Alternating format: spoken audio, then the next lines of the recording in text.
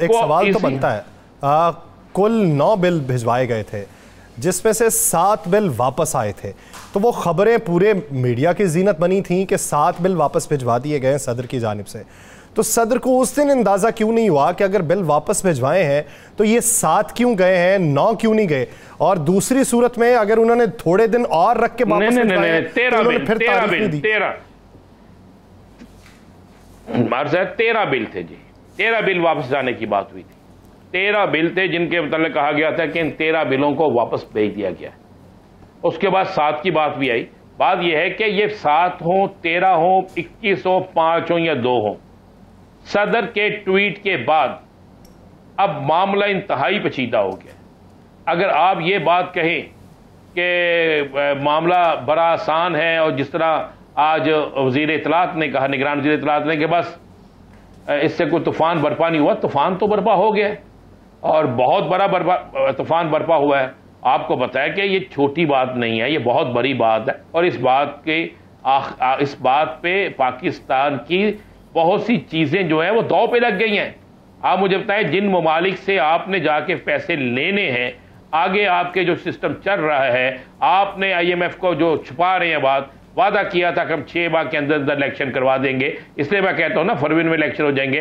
आपने जो IMF से जो मुआहदे किए थे, जो वादे किए थे, अभी 2 ममालिक के आपके पास पैसे आए हैं, बाकी IMF ने जहां से लेकर पैसे देने हैं वो पैसे आपको पास आने हैं। तो इन हालात में जब आपके मुल्क का एक सुप्रीम कमांडर जो है वो ये कहे कि जी मैंने दस्तखत नहीं किए और मैंने बिल वापस भेज दिया था, बिल वापस क्यों नहीं भेजा गया? अगर ईवान सदर के अंदर ये हो रहा है, अगर हो रहा है, मैं फिर भी ये बात कह रहा हूं, तो फिर आप क्या समझते हैं कि आलमी बरादरी आपको इस पर पूछेगी नहीं?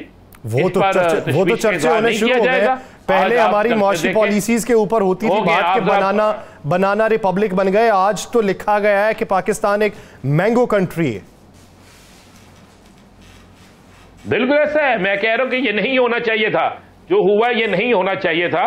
इस पर जो मामला भी है इसको खुलकर सामने आना चाहिए, हकीकत सामने आनी चाहिए। कौन सच्चा है, कौन झूठा है, किसने गलत किया, किसने गलत नहीं किया, ये अब बहस खत्म हो गई है। अब मैं इस बहस में जाता ही नहीं कि 10 दिन गुजर गए, मैं इस बहस में जाता ही नहीं कि 12 दिन गुजर गए, मैं भी इस बहस में नहीं जाता साइन हुए या नहीं हुए, मैं इस बहस में भी नहीं जाता कि 10 दिन सदर साहब ने क्यों नहीं पूछा। अब सदर साहब ने जो ट्वीट किया है जिसमें वो कहते हैं कि मैंने बार बार अपने स्टाफ से ये कहा क्या बिल वापस भेज दें, उन्होंने मुझे कहा कि हमने बिल वापस भेज दिए हैं। इस बात की सब इंक्वायरी होनी चाहिए, इसकी इन्वेस्टिगेशन होनी चाहिए, इसमें सच और झूठ जो है उसे सामने आना चाहिए। ये कोई इतनी बड़ी साइंस है नहीं, एक मामूली सी साइंस है। इस पर कुछ ना कुछ तो सामने आना चाहिए। अगर इस पर सामने नहीं आया तो मैं फिर कह रहा हूं कि ये वाकई ये बड़ी खौफनाक बात है और इसको जो लोग बड़ा इजी ले रहे हैं, जो लोग समझ रहे हैं कि ये कुछ भी नहीं है, नहीं, ऐसा नहीं है। कहीं ना कहीं कोई ना कोई तो गलत है, चाहे वो ईवान सदर गलत है, चाहे वो कोई और गलत है, कोई ना कोई तो है नहीं असर। और इस बात पर आज पाकिस्तान की कोई गली, कोई मोहल्ला, कोई जगह ऐसी नहीं है जहां पे ये चीज डिस्कस नहीं हो रही। अच्छा राणा साहब, ये जो नया कानून बन चुका, अब इसे जो कानून बनाया गया, इस ज़िमन में आने वाले दिनों में कितने मुकदमात देख रहे हैं? क्योंकि ये बहस तो चलती रहेगी साथ में कि ये आया कानून है या नहीं है, लेकिन इस ज़िमन में गिरफ्तारियां देख रहे हैं? बहुत गिरफ्तारियां होंगी। पहली गिरफ्तारियां तो उनकी होंगी जिस तरह ईमान मजारी की गिरफ्तारी हुई है, और आज जिस तरह उन्होंने अदालत के बाहर एक नारा लगाया है, तो वो भी इसी जुमरे में आएंगी।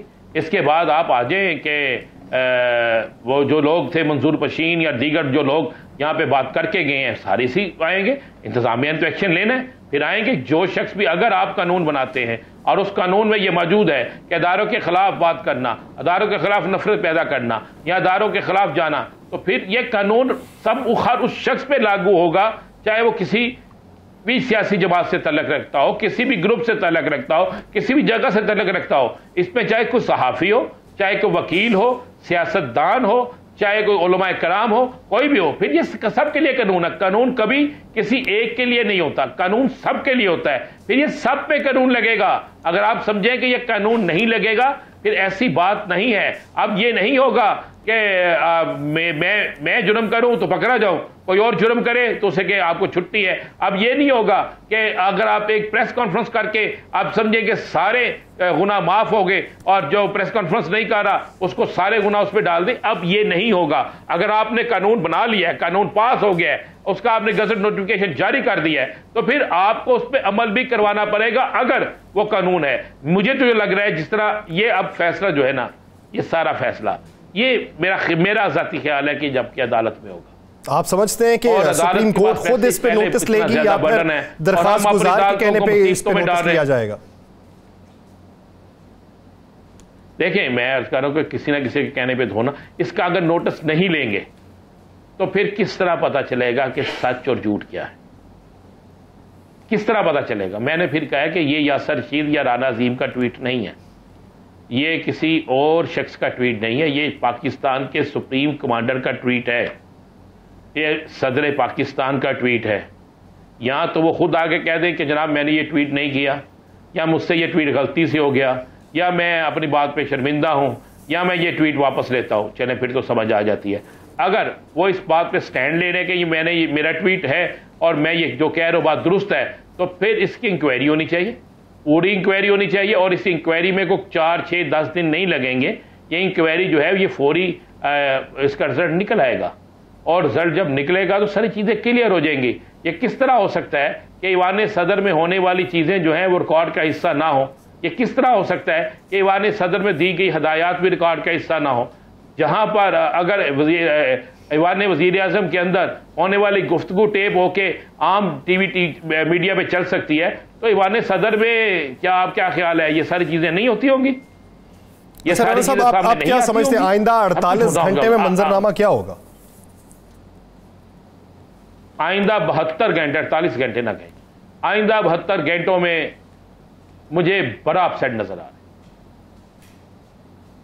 मुझे एक बड़ा अपसेट नजर आ रहा है। मेरी जो मैं स्मेल कर रहा हूं, एक बड़ा अपसेट नजर आ रहा है। नहीं, अपसेट में क्या हो सकता है? कोई बड़ी गिरफ्तारियां हो सकती हैं, किसी का घर जाना हो सकता है, किसी का गिरफ्तारी भी हो सकती है। मैं वही अर्ज कर रहा हूं, अपसेट में गिरफ्तारी भी हो सकती है, अपसेट में इस्तीफा भी हो सकता है, अपसेट में कुछ और चीजें भी हो सकती हैं। देखें, बहुत से लोग तो आज से तैयारी शुरू कर दी है ईवान सदर में जाने की। अच्छा, मुझे समझ नहीं आती कि सियासतदानों को शायद कानून का इल्म है या नहीं है। बहुत से लोग तो तैयार बैठे हैं। मुझे मेरी एक बड़े अहम शख्स से बात हुई, सियासी आदमी थे, उसने कहा जी बस ये सदर साहब तो गए और उसके बाद हम सदर आओ। मैं कहा यार किस तरह बनेंगे आप? सदर साहब जाएंगे तो चेयरमैन सेनेट सदर बन जाएंगे, और चेयरमैन सेनेट जो है उनकी मुद्दत खत्म हो रही है मार्च में, और अगर मार्च में उनकी मुद्दत खत्म हो रही है, मार्च तक इलेक्शन नहीं होते, तो फिर तो मुल्क के अंदर एक ऐसा आईनी बहरान होगा कि सदर, चेयरमैन सेनेट खत्म होंगे तो सदर भी खत्म होंगे ना, वो सदर तो नहीं रहेंगे ना। तो फिर मुझे बताए फिर कहां जाएंगे, फिर किस पोजीशन पे जाएंगे, फिर कौन इस पाकिस्तान के आइन की हिफाजत करेगा, फिर किस तरह आईनी तकाज़े वो जो मुश्किलात पैदा होंगी उसका इदराक किसको है और उसके हल किस तरीके से ढूंढे जाएंगे, ये एक बुनियाद है।